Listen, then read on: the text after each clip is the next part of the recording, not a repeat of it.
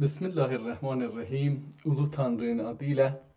انصاف علی هدایت هستم و برنامه 157 مهندسی جهل رو با آشنایی با یک کتاب دیگر به زبان ترکی، منتها کتاب قدیمی چند صد ساله خطی دست نوشته‌ای که هنوز دست مهندسان جهل به اونها نرسیده تا در داخل اونها دخل و تصرف بکنن و تغییراتی رو در مسیر راستای مهندسی جهل ایجاد بکنن. با اون آغاز میکنم، با خوندن اون آغاز میکنم، با آشنایی با اون آغاز میکنم و امیدوارم که مغز ما بتونه از این چنبره اختاپوس و اژدهای 7 سر مهندسی جهل بیاد بیرون و نجات پیدا بکنیم. بریم ببینیم که برای امروزمون کدوم کتاب به شانسمون میاد که بخونیم. بذارید ببینیم که خب تا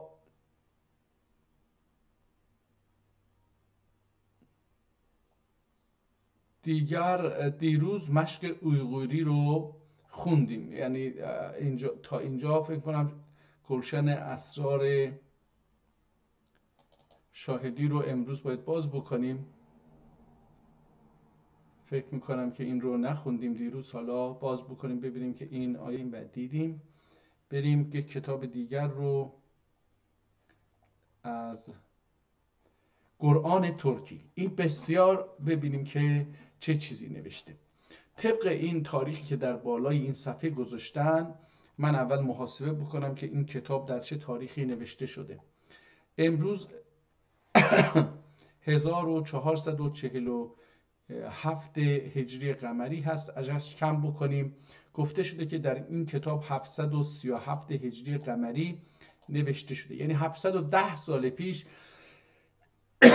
این کتاب نسخه برداری شده یا نوشته شده. ببینیم که کدوم هستش.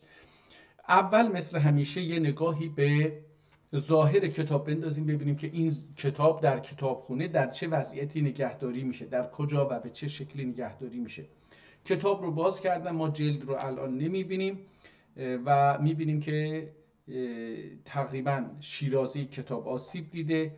احتمالاً کتاب اینجا یه صفحه پاره شده و یک صفحه رو کندن بهش چسبوندن، یا خودش بوده قبلا با یک کاغذی چسبوندن. معلومه مثل بعضی از قرآن ها رو من دیدم که روشون این دایره مانند کشیده میشه و کار میشه. به هر حال این رو پاره شده بوده، احتمالاً این رو معلومه چند جاشم چیز کردن، چسب زدن که خود اون عکس هم پاره نشه، دوباره چسبوندن. احتمالاً این روی یک صفحه بوده که پاره شده و این صفحه بعدی مهرهای زیادی رو میبینیم که احتمالاً این کتاب خیلی دست به دست شده، یعنی خیلی فروخته شده. علتش هم شاید این باشه که چون قرآن کتاب مقدسی هستش و نوشتن اون هم معمولاً گران تمام میشده، این رو اگر یکی داشته به هر حال در زمان نیاز میفروخته و بسیار گران بوده کتاب.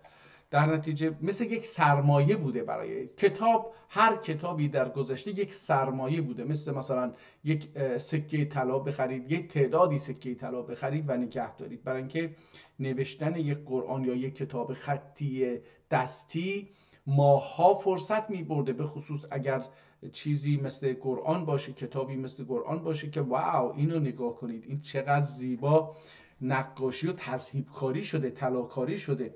حاشیه کتاب رو ببینید، خیلی اعلی. من این رو در عمرم خیلی کتاب‌های تذهیب کاری دیدم، ولی این رو به این شکل زیبا ندیده بودم. این هم متن این رو که نوشته دورش، یعنی قرینه نیستن در اصل اینها. دارم هی نگاه میکنم یه بچهش تشابهی بین صفحه اول و صفحه دوم پیدا بکنم، نه، منحصر به فرده. حتی این بالا و پایین رو هم نگاه میکنم، باز هم منحصر به فرده، هر کدوم یک وضعیت خاصی داره. در صفحه های بعد این نقاشی فقط انگار که در حاشیه انجام گرفته. کلمات عربی و آیات عربی رو با خط بسیار بزرگ و جذابی نوشتن. جذاب میگم برای اینکه با زیبا فرق بکنه. من میتونم ولی بخونم، میتونم بگم که این زیباست، برای اینکه من میتونم با این قرآن با نوشته های عربیش رابطه برقرار بکنم. یه فرق دیگری که با قرآن های قبلی که ما ترجمه ترکی آنها رو خوندیم داره اینجا اینه که اولا این تضعیف کاری رو میبینیم و در آخر آیات ما در قرآن های قبلی بسم الله ها رو ندیدیم، یعنی هنوز بر قرآن اون بسم الله های اول سوره ها اضافه نشده بود. در اینجا نگاه کن، بسم الله الرحمن الرحیم از سوره اول هستش که تازه با قرآن هایی که ما چشممون عادت کرده متفاوته. برای چی؟ برای اینکه در قرآن هایی که ما الان چشممون و بهش عادت کردیم اول بسم الله الرحمن الرحیم الحمدلله رب العالمین الرحمن الرحیم مالک یوم الدین شروع میشه، بعد سوره بقره شروع میشه. ولی اینجا میبینیم که صاد و القرآن ذی الذکر بل الذین کفروا فی غزة و شقاق. نگاه کنید، یعنی با یه سوره آشنا میشه که احتمالا سوره صاد باشه. قرآن با این آغاز میشه و این عجیبه، این خیلی عجیبه، برعکس اون چیزی که سنت قرآن نویسی دیده میشه. اینجا با یک کتاب، با یک قرآن نویسی جدیدی روبرو هستیم که خبر میده از یک نوع نگرش دیگری. حالا این متن رو هم البته این فکر میکنم متن قدیمی تری نیست، ولی حالا بعد نگاه کنیم ببینیم. در اینجا میبینیم که آیات رو در اون کتاب‌های قبلی قرآن قبلی، به خصوص قرآن آخرین قرآنی که قبل از این به ترکی ترجمه شده بود، ما آیه ها رو هم ندیدیم، یعنی آیه ها شماره گذاری نشده بود که بفهمیم آیه ها، حتی علامت گذاری، نقطه گذاری یا ویرگول گذاری یا این نقطه های بزرگ قرمزی که معمولا گذاشته میشه اون هم وجود نداشت. در نتیجه قرآن یک سخنی بود که گرفته یه دایره مانندی، یه گل مانندی کشیده و اون رو نقاشی کرده با دو رنگ. حالا من تلاش میکنم اینجا بزرگ بکنم، دوستانی که همراه من هستن در یوتیوب به طور زنده میبینن میتونن این رو نگاه بکنید که با این گلها مثل نیلوفر دریایی در 3 و 6 و 8 پره، 8 تا پر داره این گل با رنگ سیاه کشیده. داخل رنگ سیاه رو از کنارهای رنگ سیاه رو با رنگ طلایی و داخل مرکز رو با آبی خیلی خوش رنگ که بهش لاجوردی هم احتمالا در فارسی گفته میشه و جزو سمبول های مساجد در اسلام و ترک هستش نقاشی کردن. در این حال در بیرون از متن قرآن، در حاشیه قرآن که گفتیم قبلها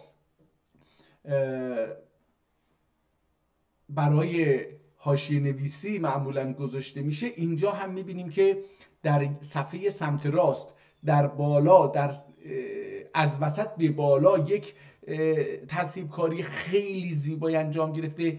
در صفحه مقابل سمت چپ در صفحه از نیمه به پایین یک تصویب کاری منحصر به فردی رو کار کرده. در آیات رو ثابت هستش در اینجا. حالا من اگر بشه میدم. و فرق دیگری که داره اینه که در کتاب‌های قبلی که ما خوندیم، در آخرین کتابی که از قرآن خوندیم، در اونجا ترکی رو خیلی ریز نوشته بود و خطش هم خیلی قابل خواندن نبود، گاهی آدم قاطی میکرد که چی بخونه. در اینجا ترکی رو هم خیلی خوش رنگ نوشته و بعضی از در اون قرآن قبلی تمامی کلمات و حروف ترکی رو هم صداگذاری کرده بود و استاندارد کرده بود. در نتیجه ما میتونیم قرآن رو به لهجه‌ای که در اون زمان، در اون مکان، در اون جغرافیا ترکی رواج داشته و به عنوان زبان دین و ترجمه نگاشته می شده آشنا می شدیم. در اینجا فقط بعضی از حروف رو صداگذاری کرده، او رو برای بعضی ها گذاشته ولی عربی رو کاملا گذاشته، ولی نوشتارش بسیار زیبا نوشته شده. فاصله خط کلمات ترکی از هم بسیار مناسب و زیباست، بسیار خط زیبایی هستش که من میتونم بخونم. حالا در خواندن ببینیم که با چه زیبایی روبرو هستیم. واقعا این کتاب ارزش، اینجا ظاهرا تا کردن قرآن رو، آدمی که این رو میخونده خلورچین بهش گفته میشد. خلورچین یعنی یه چیزی که خلور رو چین میکنه، کثیر. حالا این رو هم داخل این قرآن، صفحه قرآن میذاشتن و که وقتی باز میکردید یه این نشون میده شما آخرین صفحه رو که خونده بودید کجا بوده. چین میکرد، هر شی چین چین olmak. حالا این چین که گفتم یادم افتاد، امروز ما با یه دوست عزیزی هم داشتیم بحث میکردیم، سر این که اسامی فصل ها رو چی هستش. گفتیم که یاز، یای، پاییز، قش. بعد من بارها فکر میکردم پاییز یک کلمه فارسیه، بعد دیدم که نه، این کلمه چقدر ترکی زیبایی هست، به خصوص در شرایط اجتماعی سخن میگه. پای یعنی سهم، پاییز یعنی سهم هر کسی، سهم شما، سهم چیز. در گذشته زمین متعلق به خان بود یا به ارباب بود یا به شاه بود. در نتیجه وقتی شما درختاتون بار میداد و فصل جمع‌آوریش معمولا در پاییز هستش، یا اون چیزی که کاشته بودید، حالا هر چیزی بود، گندم بود، جو بود، نمیدونم مرجمک بود، نخود بود، لوبیا بود، هرچی، ماش و اینا هرچی بود، همه اینها رو در پاییز جمع آوری میکردن. وقتی این مواد که کاشته بودید یا از درخت میگرفتید اینها جمع میشد، نماینده خان یا شاه یا اون هر کسی که مالک زمین بود میومد و یا خود خان میومد و هیچ کسی نمیتونه این رو از ببره خونش. اون سر خرمن میومد و اینها رو سهمش، هر کس سهم خودش برمی‌داشت. حالا مثلا فرض بکنید که 10 چوال، مثلا یه آدمی مثل من مثلا روی زمین کار کرده، اینها از این 10 چوال مثلا 8 چوال به من میرسید، 2 چوال به صاحب زمین خان میرسید. احتمالا سهم امام و اینها رو هم از همینجا جدا میکردن و اگر حالا بعد نوبت میرسید به اینکه این 8 تا رو ما بین خانواده، یعنی ممکن بود 3 تا 4 تا برادر باشیم با هم کار کرده باشیم، یا حتی کار نکرده باشیم ولی برادر بودیم، سهم بودیم، پدر هم بود، اینجا اگر جدای از هم بودیم که خب اینها رو هم بین هم پای میکردیم، پای bölü şeylerdik. در نتیجه پاییز یعنی پای هر کسی. اینجا این هم از این. ولی به هر حال قرآن قبلی رو یاد متوجه میشیم. در این صفحه هم میبینیم که اینجا یه نقاشی، یه تصویب کاری رو انجام داده بودن، حالا یا از بین رفته یا اینکه به هر حال یه اتفاقی براش افتاده.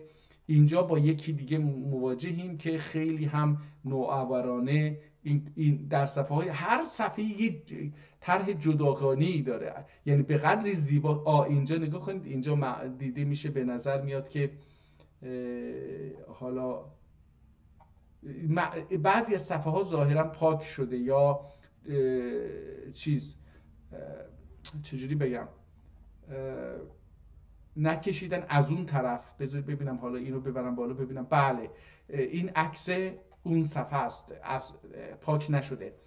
عکس صفحه قبلی هستش که به این طرف در اثر اون رنگ آمیزی در این طرف هم یه مقدار جای اون سایه اون دیده میشه. ولی در اکثر صفحه ها در هر صفحه یه دونه از اینها رو نقاشی کردن، خیلی زیبا، به قدری زیباست که من خود متن آیات رو خیلی دیگه توجه نمی کنم. برای اولی اینجا یه سوره دیگه ای هستش. حالا اینجا ببینید صاد، سورسینین ترجمه‌سی بودور، بو توردور. نگاه کنید، این برای اولین باره به این بو توردور، یعنی اینجوری هستش. اینجا اومده دوباره اون رو که زیر هر کلمه ترجمه کرده بود، اینجا سوره صاد رو ترجمه کرده. پس اونی که من اولش گفتم این سوره صاد هستش درست گفتم. و اینجا یک طرح بسیار زیبایی هم برای این انجام داده. حالا برمیگردیم این رو میخونیم. حالا قرآن رو اینجا به ترکی با خط بسیار زیبایی که اکثرا هم این کلمه ها رو صداگذاری کرده. یعنی شما الان بسیاری از کلمات رو میتونید با صداگذاری که انجام داده درست بخونید.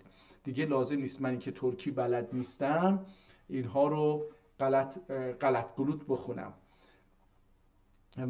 چرا که اجازه ندادن که ما حق طبیعی انسانی ملی خودمون رو داشته باشیم و به زبان خودمون تحصیل بکنیم. مجبور به شستشوی مغزی توسط یک زبان دیگر و تحمیل یک زبان و دیدگاه اون زبان شدیم، قربانی یک زبان دیگر شدیم. اینجا این سوره تموم میشه و سوره بعدی شروع میشه. این هم جالبه.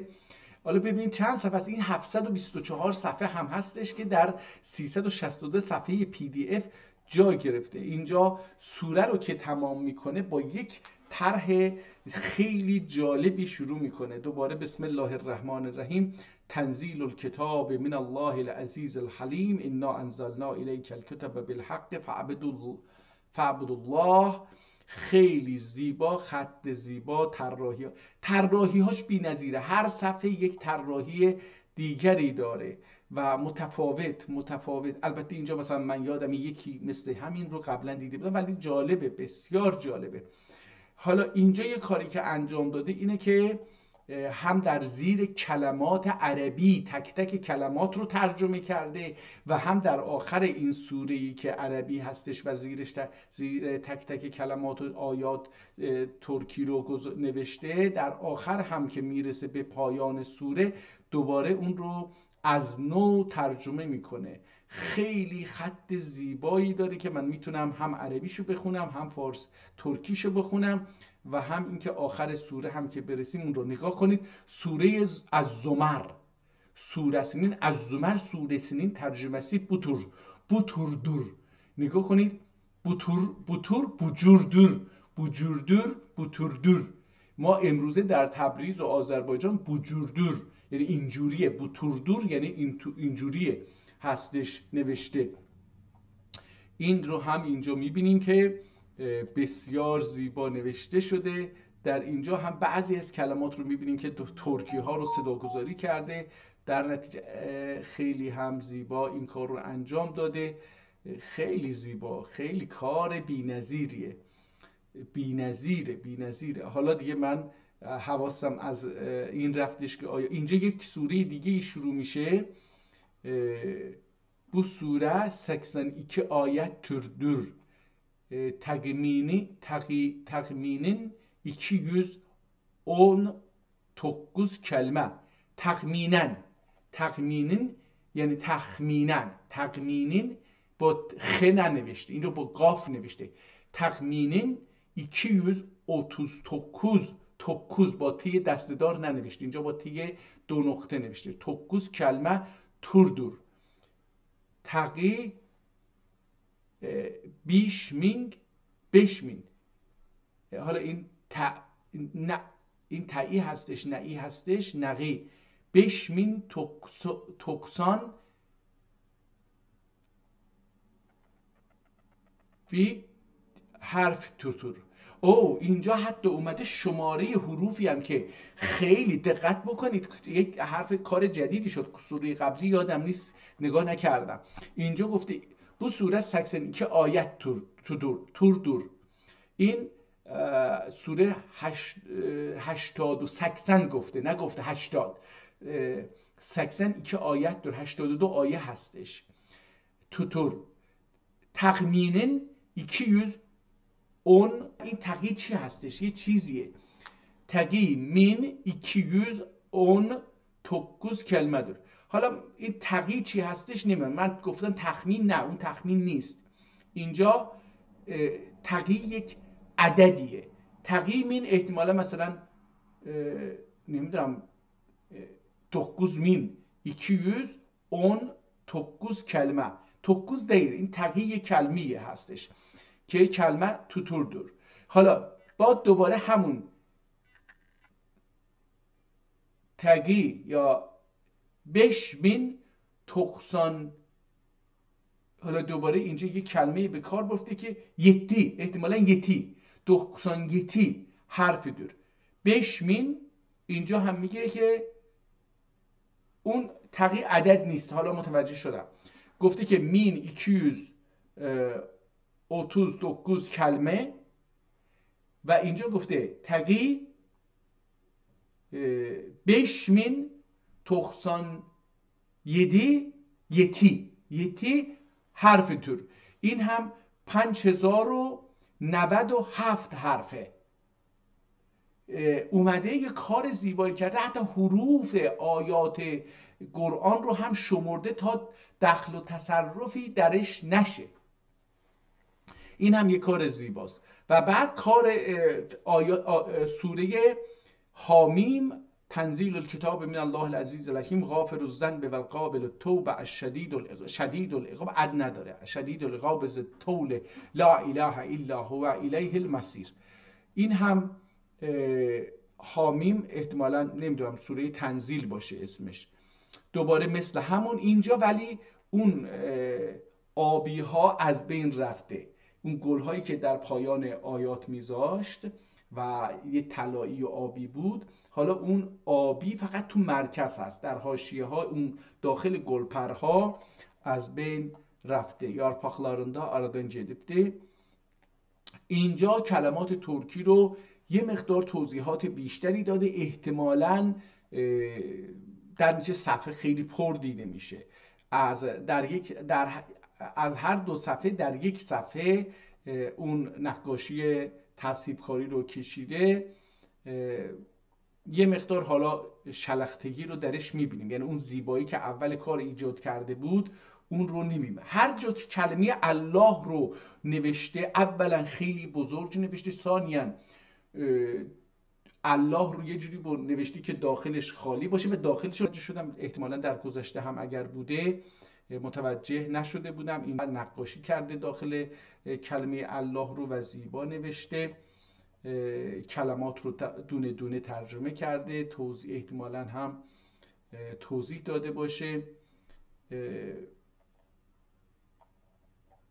اینجا میرسیم به حامیم سورesi. اسمش حامیم هستش. حامیم suresinin tercümesi buturdur. تایی. حالا اینجا اون تقی بود، تعمی بود، چرچی بود. خربینن سوره موسا بیر. حالا اینجا اینو نتونستم بخونم که این چی هست. سوزی. حامیم suresinin tercümesi buturdur. نفی خربینین سورسی. حالا این یه چیزیه، همون تقی بود که حالا اینجا تایی میشه، مثل خربینین سوزü موسا بیر. این چی هستش نمیدونم، یعنی متوجه نشدم این خربین نوع چی میتونه باشه، یا خربیلنین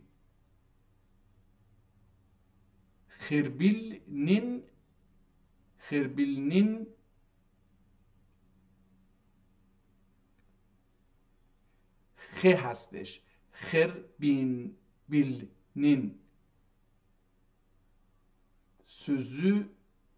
سوزün موسا بیر. حالا این چی هست بعدم ببینیم.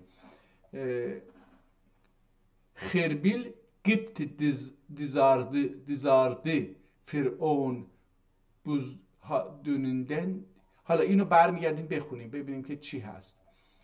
یکی از هر سوره ای یکی دو تا کلمه رو، یکی دو جمله رو میخونیم. اینجا سوره بعدی شروع میشه که دوباره الله رو بزرگ و داخلش هم رنگ آمیزی کرده به سبکی که قبلا عرض کردم. همین کار رو انجام داده. در این سوره هم الله کمتر گفته میشه و در هر کجا که گفته میشه چیز میکنه، رنگ آمیزی میکنه. این قرآن جون میده برای اینکه بشماری کلمات رو، برای اینکه نقاشی کرده. شما میتونید در اینجا بشمارید. من یه کاری که در جوناس تیوی انجام میدادم این بود که وقتی میخواستم در مورد یک موضوع صحبت بکنم که ربطی به دین داشت، میرفتم از قرآن در رابطه با اون تعداد کلمه‌ای که تکرار شده بود رو میشمردم. از سجده، سوره سجده هستش که السجده کرده بودیم. سوره سجده بود، احتمالاً بخشی از قرآن رو ترجمه کرده باشه. این هم سوره بعدی هستش، بسم الله الرحمن الرحیم، دوباره همون نقاشی زیبا، الله به خیلی زیبا، تنزیل الکتاب من الله العزیز الحکیم، این فی السماوات و الارض لآیات للمؤمنین. خیلی خیلی زیباست، خیلی زیبا. عاشق این خط شدم، این کتاب شدم. ارزشش داره که آدم یه چند میلیون تومن بده این کتاب رو بخره. ارزش 100 میلیون تومن رو هم داره. الجاسیه سوره سنین ترجمه است. اون سوره‌ای که الان رد کردیم اسمش الجاسیه بوده. البته دیگه نمیبینم اون قبلی ها یه سوره رو دیدیم که آخرش تعداد آیات و کلمات و حروف رو نوشته بود. در این سوره ها اون رو ندیدم، فقط اون یکی بود. اینجا دوباره بسم الله الرحمن الرحیم، حامیم، تنزیل الکتاب من الله العزیز الحکیم، ما خلقنا السماوات و الارض و ما بینهما الا بالحق و اجل مسمى والذین کفروا و اما انذر، اما اون فکر میکنم انذر و المعرضون، حالا و انذروا معرضون. حالا این آیه هم الله رو خیلی بزرگ نوشته و نقاشی کرده داخلش رو. آیات رو هم آخرش اون گل رو گذاشته، ولی فقط 2 رنگ هستش که وسط مرکز گل، اون مرکز گل رو آبی و اطراف رو طلایی رنگ کرده، همونطور که الله رو هم طلایی رنگ کرده. اینجا تمام میشه. الاحقان سوره سنین ترجمه‌سی بوتوردور. این هم ترجمه خیلی با خط زیبایی نوشته شده. حالا فقط با سرعت میرم دیگه، خیلی نمیخوام مانور بدیم روی این، فقط یه مقدار کوچیک بکنم که صفحه ها بهتر دیده بشه و با سرعت بیشتری بریم، ولی ببینیم که چه تغییراتی اینجا.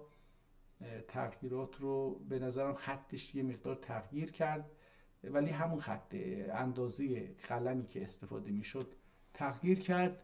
اینجا قاف سوره سنین، حالا اینجا یه چیزی نوشته که باید برگردیم ببینیم. سوره قاف و القرآن المجید، اینم بل عجبوا ان فلان دیگه شروع میشه و بعد ترکی هستش و بعد همینطور میبینیم سوره ها رو و این تصحیح ها ادامه داره. خیلی خط زیبا، تصحیح کاری زیبا تو متن ترکی دو مرحله ای، یعنی 2 نوع ترجمه از قرآن رو در این کتاب شاهد هستیم.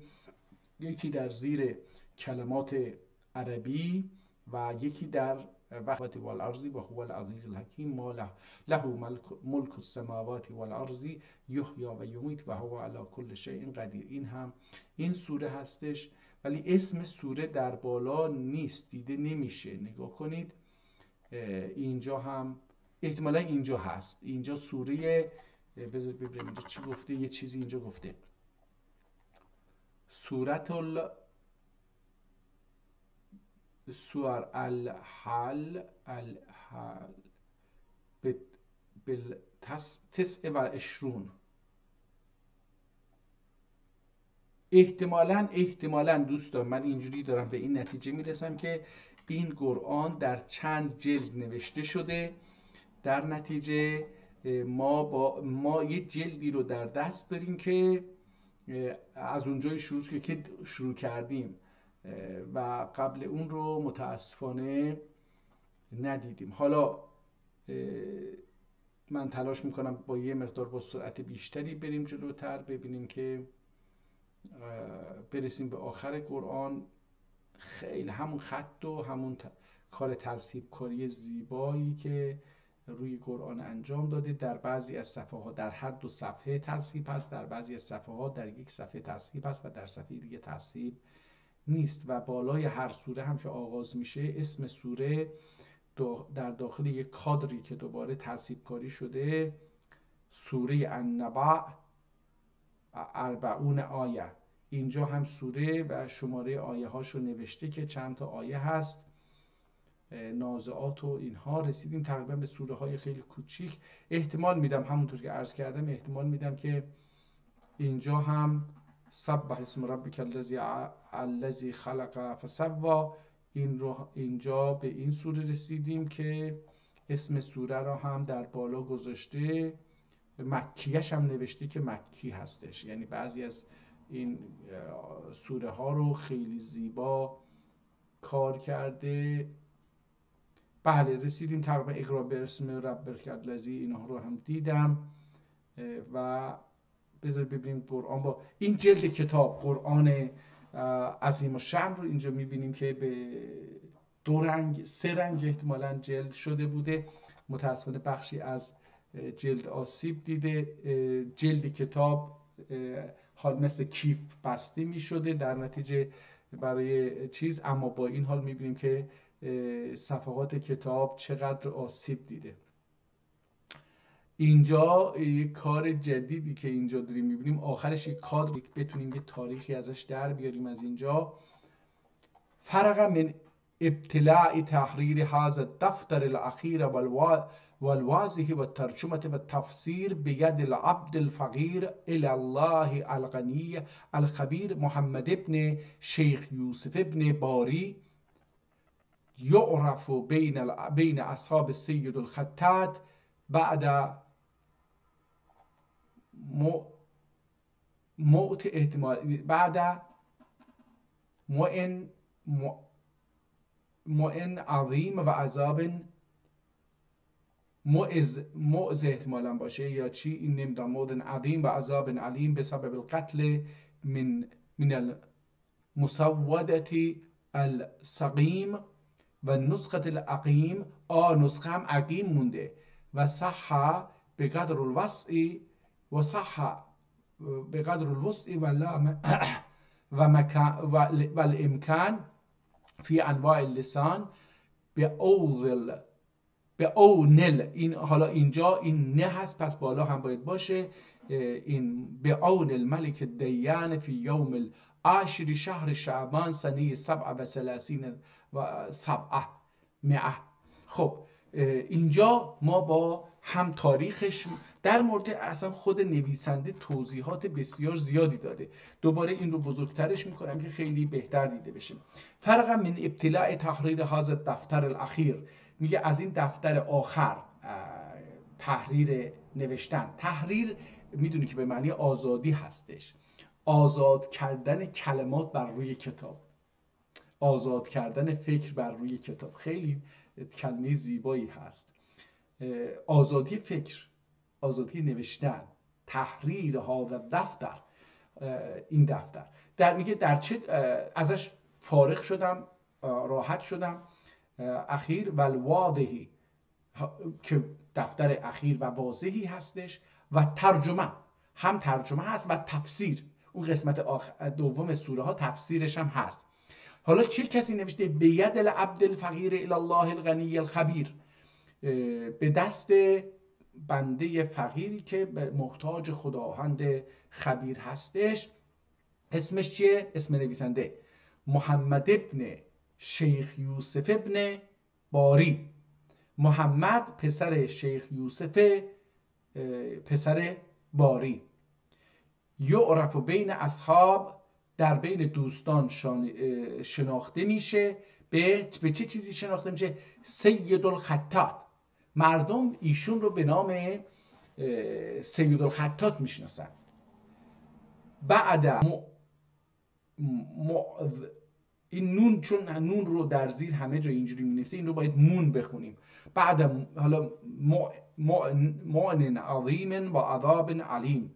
حالا بعد از یک براش عذاب و اینا اومده به سبب القتل، به سبب قتلی که اتفاق افتاده من المسودة السقیم. حالا این چی هست؟ و نسخة العقیم، و نسخه هم عقیم مونده. احتمالا اون جلد اولی که من فکر میکردم جلد اوله، ایشون از یه جای شروع کرده این سوره های کوچیک رو، حالا قصد داشته برگرده بقیه رو هم بنویسه، احتمالا نتونسته به خاطر اون فوت کرده. این خط متفاوت از خط بالا قرآنه. در نتیجه کسی که این رو نوشته احتمالا بعد از مرگ اون آدم نوشته.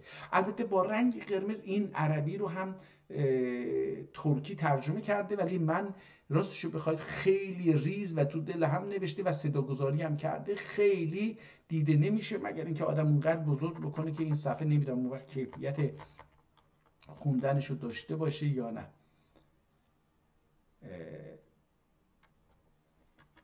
حالا نسخة العقیم و صحح به قدر الوسع و صحح صحیحش کرد به قدر الوسع و الامکان. حالا به قدر وسع و امکانش صحیح کرد. حالا نمیدونیم این صحیح قرآن رو تصحیح کرده یا اینکه رفته ترکی هاشو میگه.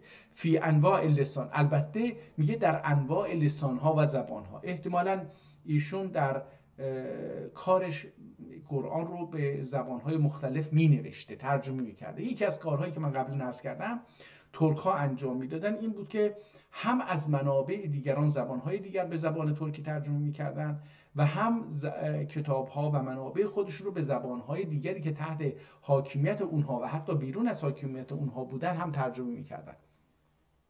به اون الملک دیان فی یوم العاشر. حالا در چه تاریخی این کتاب تحریرش تموم شده؟ میگه که فی یوم العاشر من شهر شعبان، از روز 10 ماه شعبان این تموم شد. حالا این از این چه سالی؟ سنه 37 و 700 737. دقیقاً بالا هم همین رو نوشتن. خیلی عالی. پس این کتاب متاسفانه ناقص مونده، به زبانهای مختلفی نویسنده این رو می نوشته و خطاطی می کرده، ولی در سال 737 و روز 10 ماه شعبان این بخش از قرآن رو، بخشا از قرآن رو به عنوان یک کتاب مستقل تمام کرده. حالا اینجا ما با یک نوشته‌ای هم در بالا مواجه هستیم که آیا این هم کاملا اینجا میتونید ببینید که صفحه کاملا از بین، یعنی نه که صفحه کاملا از بین رفته، ولی یه بخشی از صفحه و آیه کنده شده از بین رفته.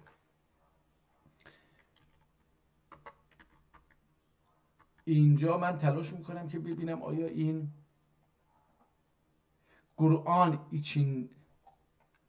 içinde سوره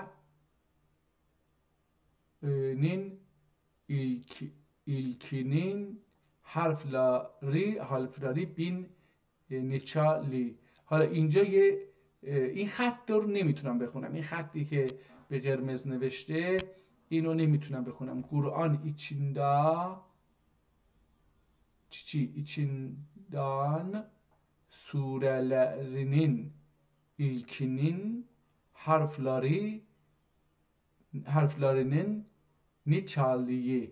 آها، اینجا میگه که اومده در قرآن هر سوره‌ای چقدر حرف داره اون رو این زیر در این دو صفحه، این دو سطر از این صفحه و صفحه بعد اینها رو توضیح میده. بذارید ببینیم چی میشه. قرآن ایچیندا اون تورت سوره الف بیلا ابتدا başlanır. میگه در قرآن چه تعدادی از سوره ها با الف شروع میشه. میگه که قرآن içinde 14 سوره الف بیلا، یعنی با الف با شروع میشه. ابتداء başlanır، ابتداء سوره با الف با شروع میشه. 14 سوره یا 14 سوره yabırla başlanır. یا یلا başlanır. با یه شروع میشه. 14 سوره هم با حرف یا شروع میشه، مثل یاسین و القرآن الحکیم. 17 ننوشته اینجا، 17 سوره واو birla başlanır.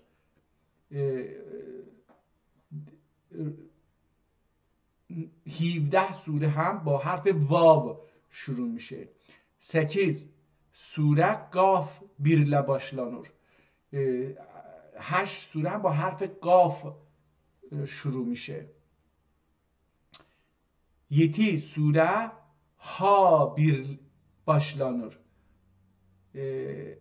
7 سوره هم با که گفتم اولی آ بوده، فقط الف birla başlanır، یعنی با یه الف شروع میشه. حالا اینجا قاف رو ه رو خوندیم.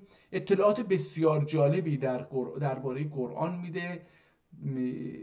یتی سوره سین سیزیا، حالا اینجا پاره شده başlanır احتمالاً. با سین، 7 سوره با حرف سین شروع میشه. 4 سوره tabirle başlanır. 4 سوره هم با ت 2 نقطه شروع میشه. 4 سوره tabirle başlanır. 4 سوره هم با ت دسته‌دار شروع میشه. 2 سوره عین birle başlanır. 2 سوره هم با حرف عین مثل علی شروع میشه. 2 سوره ها birle başlanır. 2 سوره هم با حرف هی 2 چشم هدایت شروع میشه. 1 سوره لام birle başlanır. 1 سوره هم با لام شروع میشه، حرف ل، مثل حالا اسم سوره یادم نیست ولی مثل لیلی مثلا. 3 سوره لا birle başlanır. حالا با لام شروع میشه، با حرف لام شروع. حالا 3 سوره هم 3 سوره هم با حرف لا شروع میشه، لا اله الا الله. 1 سوره کاف، با 1 سوره هم با کاف شروع میشه، başlanır. 1 سوره ساد birla başlanır.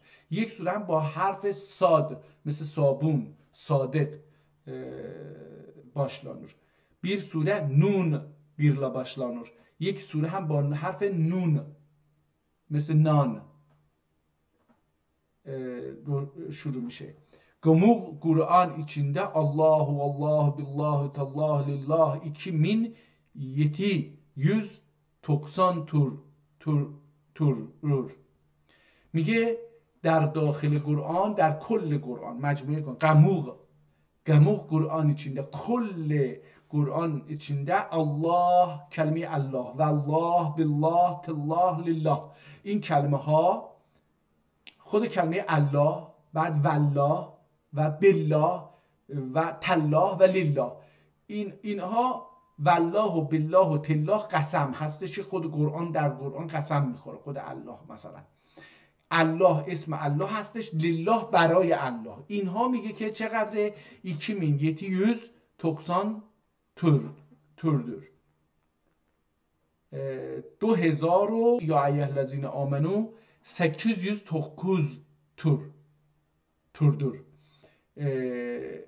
این تردور نشون میده که لهجه‌ای که قرآن نوشته شده احتمالاً میره به طرف جغتای، افغانستان، قندهار.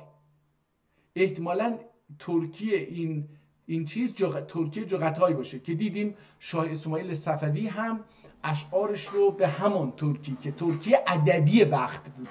ببینید در اون تاریخ بیشتر ملت هایی که به ترکی می نوشتن و زبانشون ترکی بود در نوشتار ادبی و استاندارد جغتای می نوشتن. در اونجا ما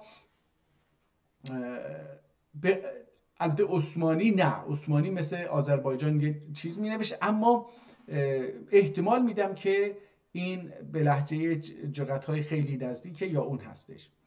پس یا خود کلمه جمله یا ایها الذین آمنو 809 بار تکرار شده در قرآن. الانسانو، کلمه انسان، خود انسان، الانسان 65 türdür، 65 بار تکرار شده کلمه انسان در قرآن. Gamur قرآن 114 سوره oglar gamur. نگاه ogırlar gamur. Amlar arasında yine 113 sure ogırlar gamur. Amlar arasında yes'aluneke taqi. این تقی کلمه که اونجا بود، حالا براه suresini bir tutarlar. حالا اینجا یه مقدار بلند نوشین. gamur قرآن، کل قرآن مجموع، gamur قرآن 114 سوره ogırlar. مجموع قرآن 114 سوره خوانده میشه. ogırlar.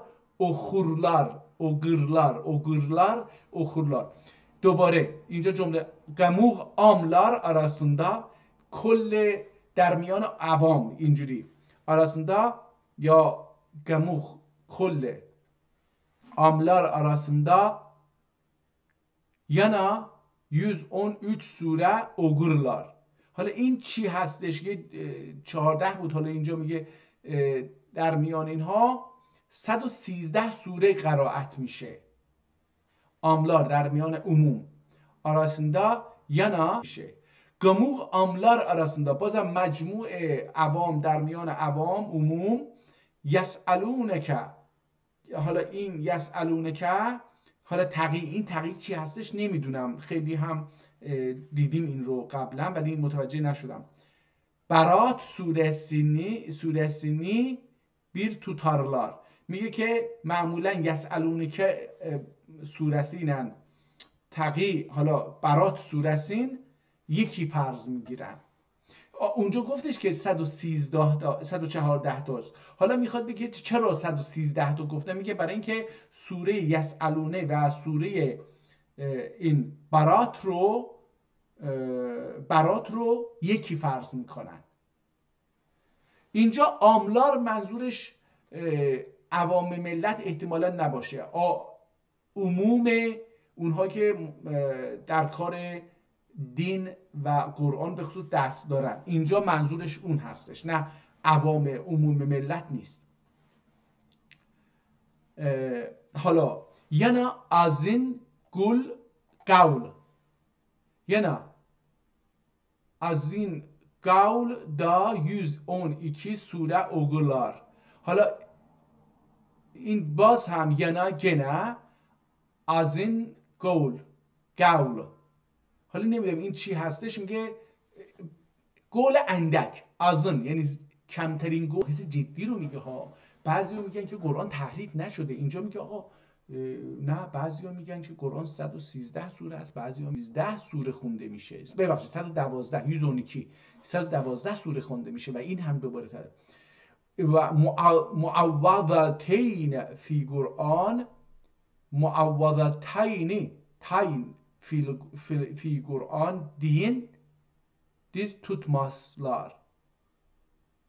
میگه معوضتین، دو تا یه چیزی هستش معوضتین میگه، نمیدونم این کلمه چی هست، آشنا نیستم با این کلمه. میگه در قرآن این رو دیز توتماز، اینو درست نمیدونن. دیز توتماز احتمالا همون دوز توتماز احتمالا این باشه. تماسلار، توتماس اینجا نوشته ولی ما توتماز میگیم، احتمالا همینه، یعنی یکی نمیگیرن. معوض چی میشه؟ معوضتین فی قرآن دیز توتماسلار. یانا جنا ابنی بن کعب ابی بن کعب نامی که حالا یکی از قرآن دانان احتمالاً باشه، نمیدونم، گولنده بر اساس سخن او. یانا ابی ابن کعب گولنده رضی الله عنه 116 سوره توتور. میگه این هم میگه یه آدمی به اسم ابن ابی کعب هم گفته که در سخن ایشون گفته شده که قرآن 116 سوره هست. و چقدر تفاوت. دور قنوت دعاسینی، قنوت دعای قنوت که هستش میخونن، قرآن دیز توتار. میگه اینکه düz tutarlar والله اعلم. میگه ایشون دعای قرآن قنوت رو هم جزو قرآن میدونه. و چقدر این قرآن به من اطلاعات جالبی داد. کجایند اونهایی که در ایران درباره قرآن صحبت میکنن و این حرفا رو به ما نمیزنن؟ حالا این بالا یه چیزی ممکنه که مهمتری هم گفته باشه، بذارید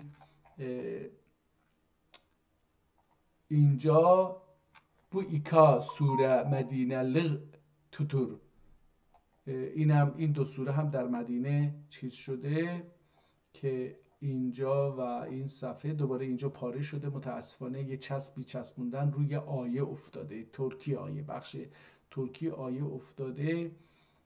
و تا اینجا میاد که ما این پایین رو خوندیم. حالا دوستان من برمیگردم اول قرآن و این رو بزرگش میکنیم و حالا من ببینید این قرآن خیلی من رو به عشق و هیجان آورد. 53 دقیقه است که من دارم بر روی این فقط برای شناخت ظاهر قرآن دارم صحبت میکنم و این خیلی وقت زیادیه اما ارزشش رو داره.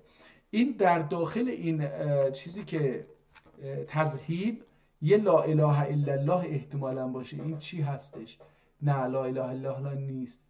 الجرولر چی این نمیتونم من این خطایی که به این شکل نوشته میشه نمیتونم بخونم. حالا اینجا داخل این هست. اینجا در بالا 2 تا ستاره 8 پر، یک این 3 و اونم 3 8 بله ستاره دوره سلجوقه که خود این ستاره 8 پر در داخل یک ستاره بزرگتری که 4 پره، در اصل هر پر هم 2 پر خودش تشکیل میشه قرار داره. احتمالا این مجموعه ستاره هایی است که به هم چسبیدن. در داخل این هم یه چیزی نوشته شده که من نمیتونم بخونم. متاسفانه من با این خطا ارتباط عاطفی، ارتباط عقلانی، ارتباط معنایی، ارتباط احساسی نمیتونم بکنم. زیبایی نمیتونم حس بکنم. برای من نوشته زیبا نیست، ولی این نقاشی که انجام گرفته و این کلماتی که داخل اون نقاشی نوشته شدن در مجموع زیبا هستن، اما من باهاش احساس نمیتونم. راستشو بخوام وقتی اینجور چیزا رو میبینم و نمیتونم بخونم یک نوع دلم تنگ میشه، فشار در اینجا حس میکنم، یه جوری ناراحت میشم، کوچیک میشه دلم، یه جوری فشار بسیار زیادی در درون بهم میاد وقتی که نمیتونم باهاش ارتباط برقرار کنم. به نظر من زیبایی نباید این ایجاد بکنه در انسان. اگر زیبایی در انسان احساس فرح و احساس آرامش نکنه و شما نتونید باهاش ارتباط برقرار کنید، این زیبایی نیست، این زشتیه به نظر من. حالا به هر حال من این رو بزرگ کردم و این یه مقدار منو ناراحت کرد. این کلمه هم که اینجا نوشته شده بود نتونستم بخونم. بسم الله الرحمن الرحیم. Başladım ol idi ati birlakim otulmuş yemani üçün bilir. ببینید این عرض کردم یه لهجه ترکی هستش که من چون زبان ترکی رو نخوندم و هیچ تخصصی در خواندن این زبانهای ترکی ندارم و فقط با زبان کوچه و بازار غیر ادبی غیر نوشتاری بسیار محدود کوچه و بازار ترکی آشنا هستم، در خواندن این یه مقدار مشکل پیدا کردم. بذارید ببینیم. başladım ol idi ati bir lakim o izin ati bir lakim otulmuş. حالا اینجا پاره شده این کتاب چسبوندن. اگه دقت بکنید این کتاب اینجا پاره شده چسبوندن، ولی خب به هر حال اینجا یه کلمه یه جوری از بین رفته. otulmuş yemani üçün bilir. Bağırsak mehriban, bağırsak mehriban kim günlerinden irük aksu ansun taatlerin kabul kılır. نگاه حالا یواش یواش امیدوارم که بهش عادت بکنید. bağırsak bağırmak فریاد کشیدن. حالا اینجا البته bağırsak احتمالاً به معنی bağışlayan. bağırsak bağışlayan. başladım ol ati birla ya izin. başladım ol izin. izin اینجا احتمالاً به معنی اذن گرفتن باشه. izin adı یعنی adı bir lakim و با اون اسمی شروع کردم که otulmuş yemani üçün bilir. این یه مقدار میگم پاره شده نمیتونم اینجوری بخونم، ولی اینجا bağırsak یعنی کسی که بخشنده هست، باغشلیان هست. bağırsak مهربان کیم؟ کیم یعنی همون الله دیگه. اینجا نمیگه مهربان او مهربان کی، نه میگه مهربان کیم، مهربان کیم، مهربان نه، مهربان کیم؟ گللerinden بنده ها، گلlar، گل ترکیده، گلlerinden. حالا این گل هم نگاه کنید، این گل هم به معنی گول میتونه باشه. گول یعنی چیزی که از کلمه هم گله که به فارسی گول میگن. گل نگاه کنید، این از بدن ما اومده بیرون، برای ما کاری انجام میده. مثلا من رفتم یه انسانی رو خریدم در زمانهای قدیم، اون مثل دست منه، مثل گل منه که میره. حالا در زبان فارسی وقتی میگه آقا ایشون چیز دست منه، میگه او benim elimdi. ولی در ترکی میشه او benim golumdu، sağ golum، sol golum. دست در فارسی میگه دست راست، دست چپ منه. مثلا دست راست شاه بود، دست راست رهبره، خب دست چپ رهبره، نمیدونم. ولی در ترکی میگه sağ golum، یعنی از اینجا تا اینجا رو میگه، ولی در فارسی فقط دست رو میگن. خب حالا البته علم هست، منم sağ elimdi، این هم به کار میره در زبان ترکی، این هم به کار میره. حالا گول نیست به معنی نگه، البته میتونه به معنی بربه و عبد هم باشه، ولی گول هم گل یعنی از این گرفته شده. اگر به یکی هم گول میگم، بنده میگم، به خاطر اینکه این برای ما کار میکنه، این دسته که برای این بدن کار میکنه، براش غذا میده و اینا. Bağırsak yani bağıran, bağışlayan. Bağırsak mehriban kim gullerindin ürük ansun taatların kabul kılır. حالا اونجا من تلاش میکردم که بخونم، حالا متوجه میشم این که نیست. ürün باشه. حالا bendelerinin ürük ansun ehtimalen ürek باشه. taatların kabul kılır. Kabul kılgan kim?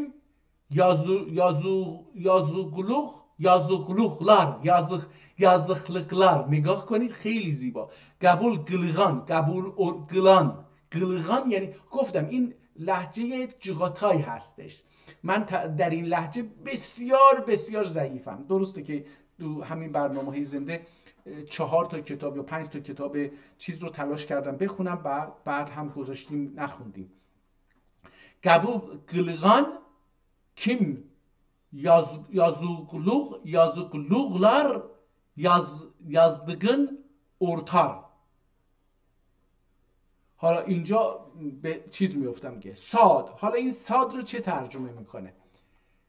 ددلارını دعدelerini Çin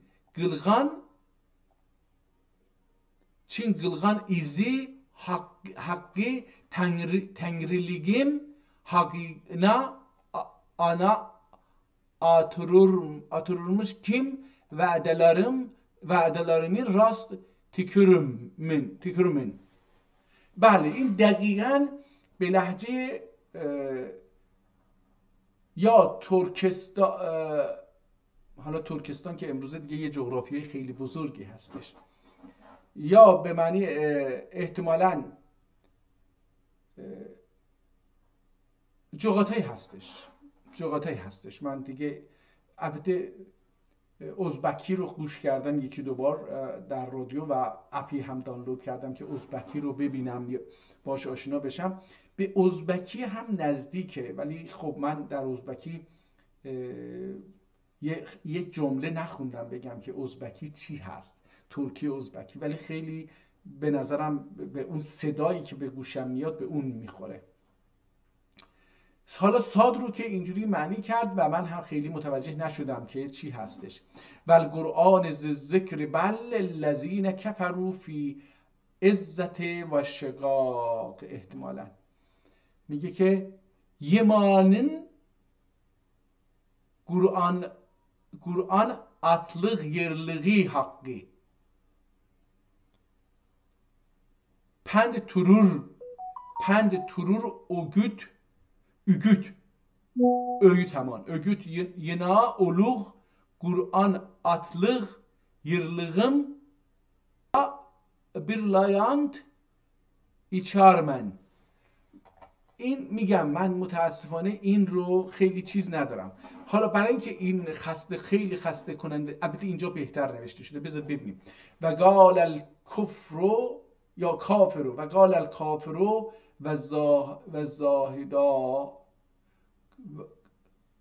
و قال الکفرو و قال الکافرو، البته اینجا کافرو زها کافروز کافرون، این نون هستش.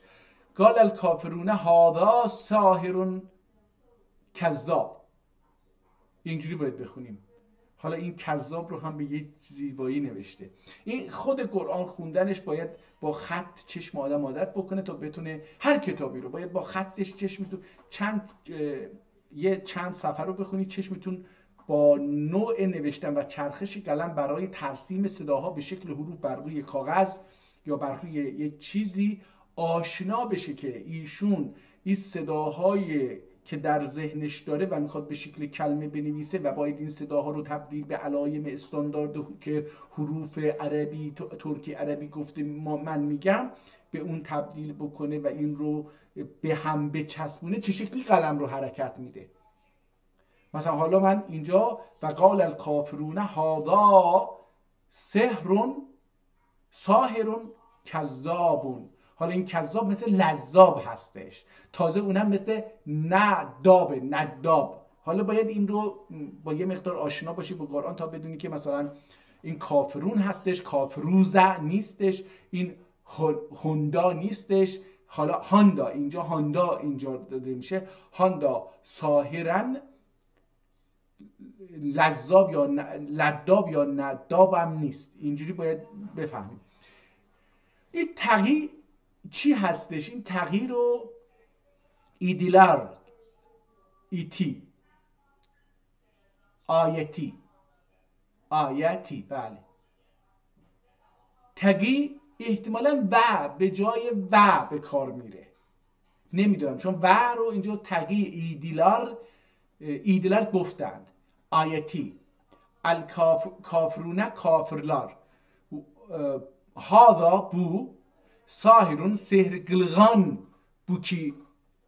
بوکیتان ایتکان یا بونی ایتکان. نگاه کنید، ساهرون سهر گلغان بوتی ایتکان یا بونی ایتکان.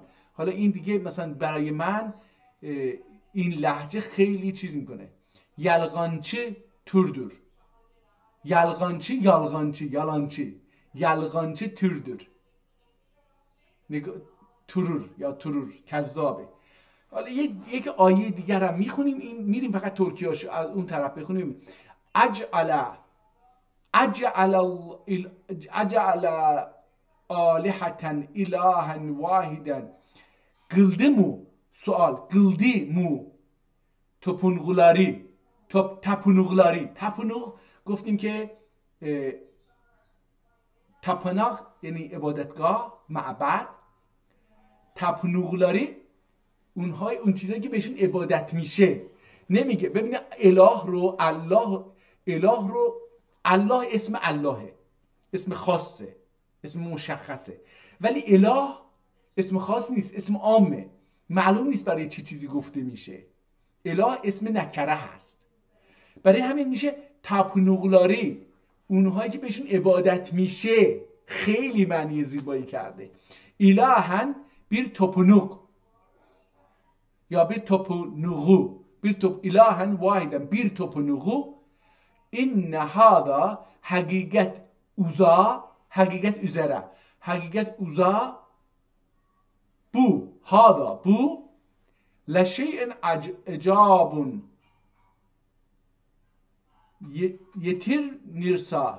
yetinirsa احتمالا این باشه. yetinirsa تانن تنکسوک. این عجابون عجیب، یه چیز عجیب اعجاب کننده هستش. تانون احتمالاً باشه، تانون تنکسوک.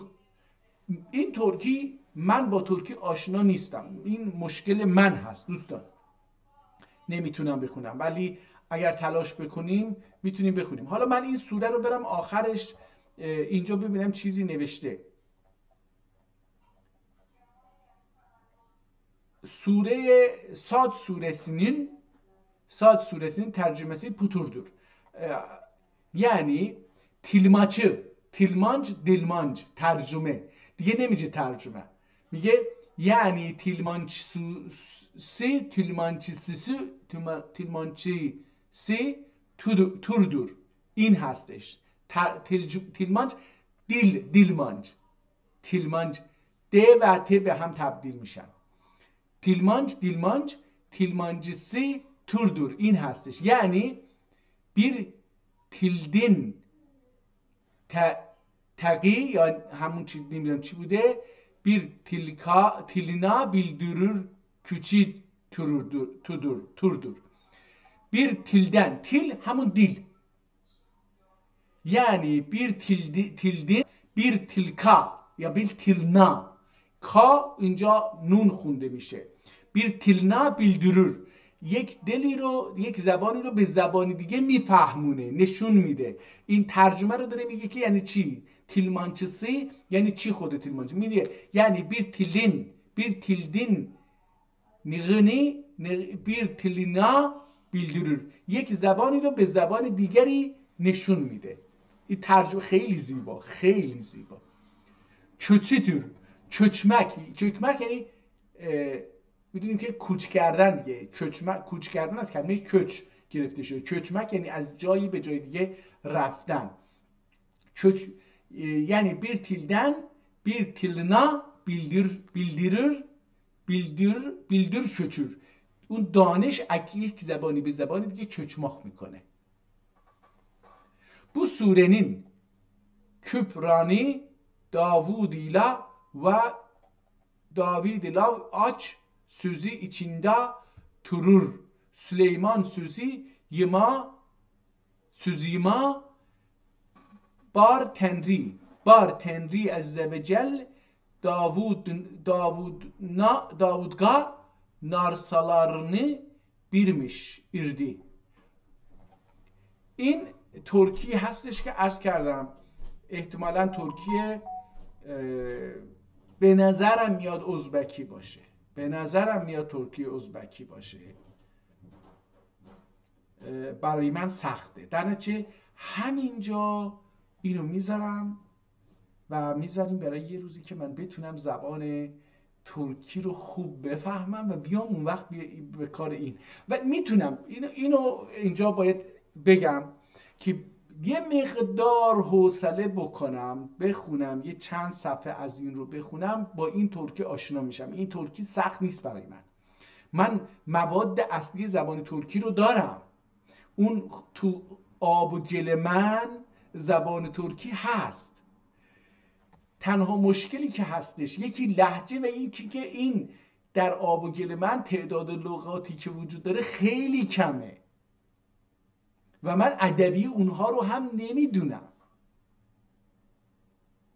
من کوچه و بازاری اونها رو میدونم. در نتیجه وقتی با کلمات ادبی، علمی، تخصصی ترکی مواجه میشم تو گل میافتم، نمیتونم بیام بیرون. تو از باطلاقی که زبان فارسی و دولت ایران و زبان فارسی و فارس‌ها برای ما ایجاد کردن در این 100 سال نمیتونم بیام بیرون.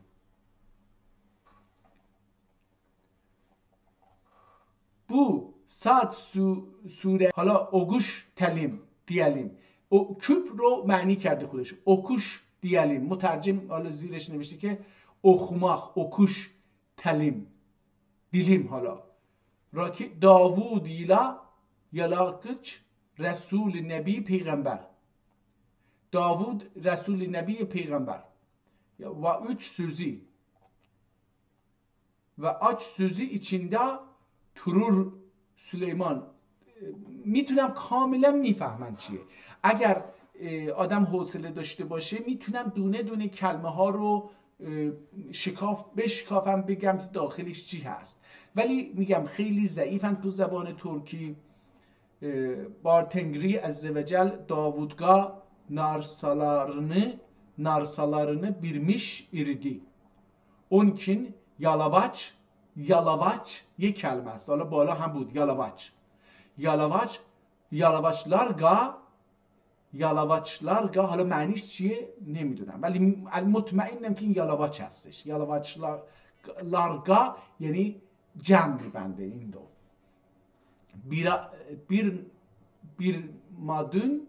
بیرمادون اردی همون تقی هستش، تایی هستش. این چی هست؟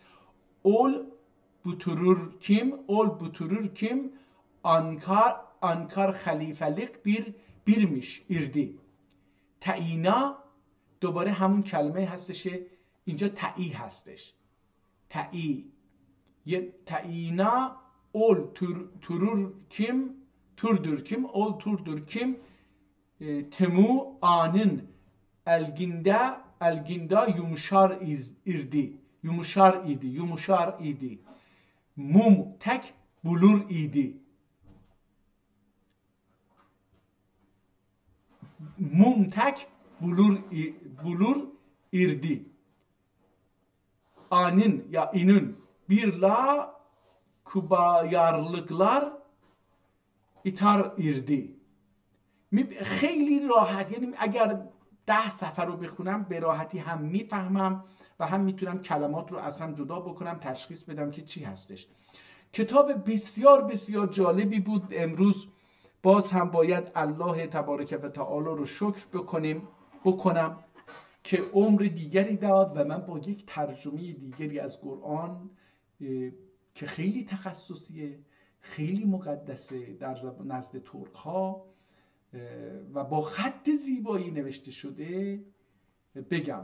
من در زبان ترکی باز هم اعتراف میکنم که در اثر خیانت و ظلم و زبان فارسی و فارس مردان و دولت مردان فارس و روشنفکران فارس و متخصصان فارس متاسفانه نمیتونم زبان ترکی ادبی رو، همونطور که اکثر فارس ها شفاهی صحبت میکنن، یعنی یک کتاب تخصصی بذارید جلوشون نمیفهمن. برای اینکه اینها زبانشون، مغزشون و زبانش کوچیک شده به اندازه مکالمات روزمره که ادبی هم نیست، عامیانه هست. و وقتی اینها با یک کتاب، با یک متن ادبی فارسی سنگین و وزین و تخصصی روبرو بشن نمیفهمن، زبان فارسی اونها نمیرسه که اینو بخونن. من هم در اثر این خیانتی که دولت ایران و زبان فارسی و پانفارسا انجام دادن، نه تنها من بلکه 6 نسل من، پدران من، 6 نسل از پدران من هم مادران من هم مجبور شدن که زبان فارسی بخونن. اگر بخونن یعنی حق انتخاب نداشتن، مجبور بودن که زبان خودشون رو ترک بکنن، اگه بخوان بخونن یه چیزی برن زبان فارسی بخونن. در نتیجه این پدران من و من 6مین نسل این انسان‌های قربانی هستم، قربانی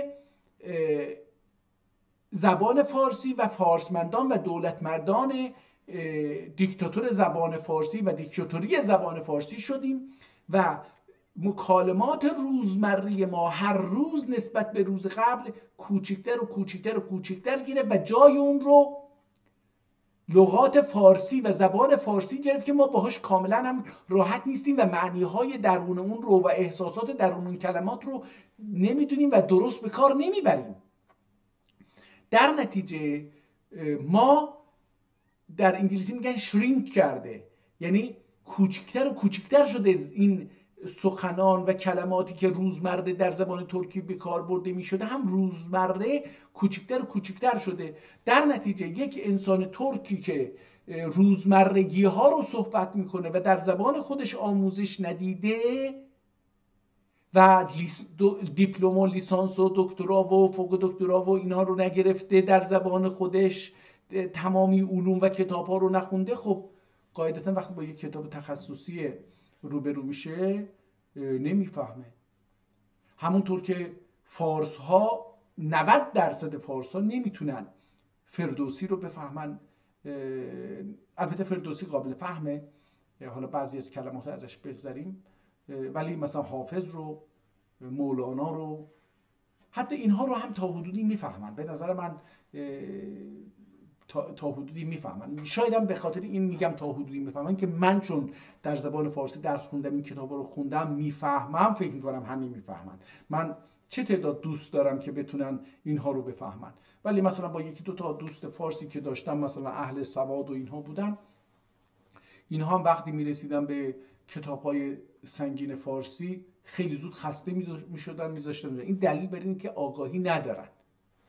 خب به هر حال این کتاب رو بذاریم کنار و چون امروز بیش از 1 ساعت و نیم، 1 ساعت و 20 دقیقه حدوداً با این کتاب آشنا شدیم، همینجا کافیه. فقط بدونیم در این امروز به این رسیدیم: زبان ترکی، لهجه های مختلف زبان ترکی و به خصوص زبان ترکی ادبی لهجه های مختلفه. حالا ممکنه 4 تا یا 3 تا لهجه اصلی زبان ترکی در ترکی ادبی داشته باشیم.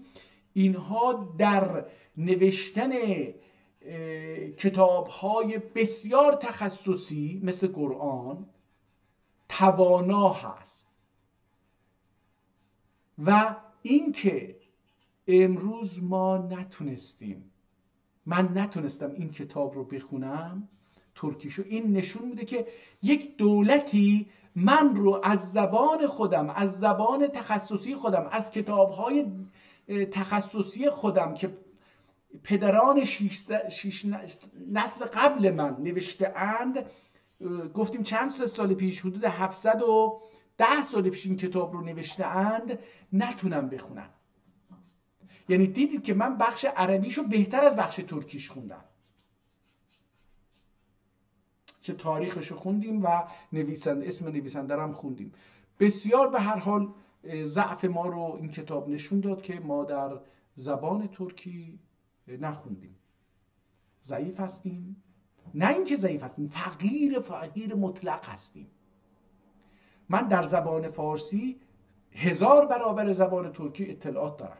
چرا؟ برای اینکه 60 سال از عمر من صرف آموزش مستقیم و غیر مستقیم به زبان فارسی و نوشتن و خواندن به زبان فارسی بوده. هم در نوشتن آموزش دیدم خودم، هم در خواندن آموزش دادم خودم، و این هر دوتا آموزشه. چه خودم بنویسم دارم آموزش میدم، تمرین میکنم، چه دیگران به من آموزش بدن، چه بخوانم، همه اینها آموزشه، چه بشنوم، چه ببینم، چه اینها. ولی زبان ترکی رو نه خوندیم، اجازه دادن بخونیم. ما اصلا نمیدونستیم که کتاب قرآن ترکی وجود داره و تازه نمیدونستیم که زبان ترکی ادبی وجود داره و نمیدونستیم که ادبیش هم لهجه های مختلف ادبی وجود داره که در این 157 جلسه ای که حدوداً نزدیک 300 ساعت هست، یا شاید هم بیشتر از 300 ساعت هستش، من با زبان ادبی ترکی دارم آشنا میشم. خیلی عالی. به هر حال امیدوارم الله تبارک و تعالی به من اون آزادی فکر، اون یسر عقدة من لسانی رو، یسر عقدة من مغزی بینی بده که بتونم زبان ترکی ادبی تخصصی رو یاد بگیرم. امیدوارم که دوستانی باشن که تخصص دارن بیان کمک بکنن و حتی من رو دعوت بکنن. من یه پولی هم میدم، یکی این رو به من آموزش بده، یه پولی هم میدم. روزتون بخیر. به امید دیدار در یک جلسه دیگر با یک